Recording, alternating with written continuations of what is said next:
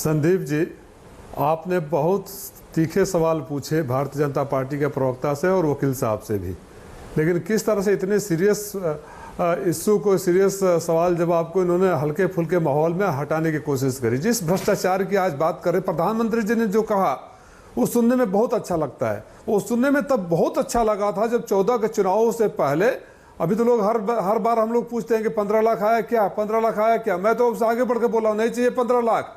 जिस काले धन के लिस्ट को जारी, शुरुआत वहां से हुई थी ना भ्रष्टाचार का परसेप्शन क्रिएट करने के लिए कि सारे विपक्ष के भ्रष्टाचारी हैं, सारे यूपीए वाले भ्रष्टाचारी हैं, सारे नॉन बीजेपी पार्टी भ्रष्टाचारी है।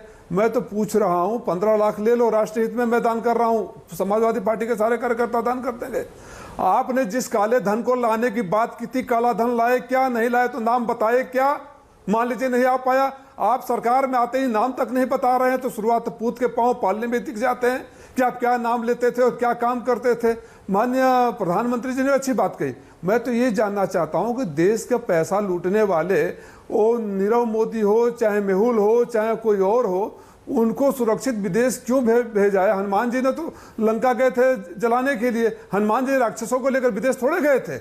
आप हनुमान जी की बेइज्जती क्यों कर रहे हैं। और तो और जिस सीबीआई की बात कर रहे थे, जिस ईडी की बात कर रहे थे, मेहुल भाई को मिल गया, इंटरपोल ने अपना नोटिस हटा, रेड कार्नर नोटिस हटा दिया, हमारी सीबीआई को पता ही नहीं चला, अपील ही नहीं किया।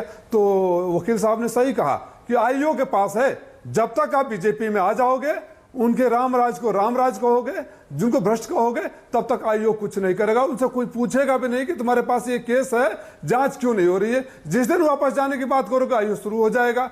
तो इनका तो असली चेहरा कार्रवाई तो आपके खिलाफ भी हुई थी राजीव भाई, ईडी के छापे आपके पास भी पड़े थे, कुछ नहीं निकला तो आप आजाद घूम रहे हैं। ये हमेशा की जी हमारे यहाँ कार्रवाई होती है तो ये विद्वेष की भावना से की जा रही है, ये नैरेटिव क्यों चलाया जाता है।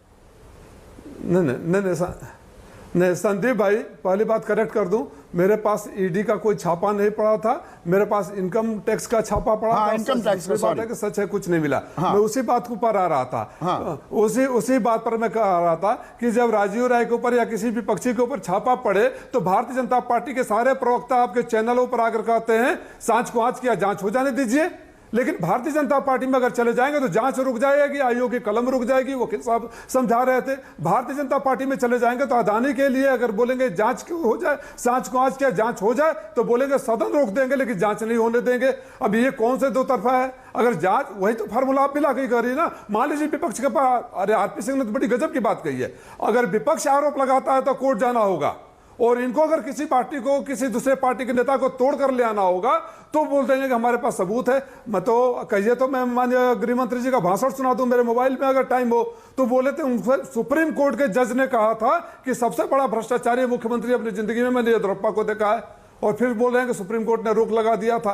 अरे मैं कितने नाम तो आपने गिना दिए, उन नामों को गिनाना आपका टाइम खराब करना होगा। कहीं किसी के पास कोई, किसी आईओ से कोई नहीं पूछता है। और मैं दावे के साथ कह रहा हूं, अगर ये लोग वापस चले जाए अपने पेरेंट पार्टी में, फिर आईओ की कलम चलने लगेगी।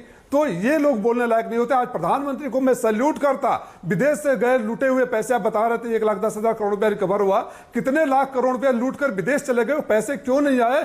आप काला धन विदेश में रखने वालों को नाम तक नहीं बताते हैं, आप अदानी के बारे में जांच नहीं कर देते हैं, और पूरे देश को आप भ्रष्टाचारी बोलते हैं। आपने किसी ने सवाल उठा दिया कि सारे चोर मोदी क्यों है, मैं सहमत नहीं हूं, लेकिन आप सबको भ्रष्टाचारी बोल देते हैं। जिसकी जांच के क्लीन हो गई सारे विपक्ष को भ्रष्टाचारी बोल देते हैं। एक और मेरे ऊपर केस हुआ संदीप भाई, मैं आपको बता दूं, मैंने एक टीवी डिबेट में या पत्रकारों के साथ बात करते हुए ये गिनवा दिया था कि हमारे उत्तर प्रदेश के माननीय मुख्यमंत्री के ऊपर भी इतने सारे आपराधिक केस थे, तो मेरे ऊपर केस हो गया। अब मुख्यमंत्री जी विधानसभा के सड़ियों पर खड़ा होकर बोलते हैं सपा के सारे विधायक गुंडे हैं, जिस गाड़ी में झंडा वो है सपा का गुंडा, तो वो तो सर्टिफिकेट बांटते हैं। तो ये डबल स्टैंडर्ड, दोहरा कानून, दोहरी सोच, दोहरा परसेप्शन, दोहरी नैरेटिव कैसे चलेगी इस देश में। ये डबल स्टैंडर्ड है क्या? हम सबके रोल मॉडल हैं। मतलब विपक्ष पर कार्रवाई वो तो जांच एजेंसियां कर रही हैं और बीजेपी पर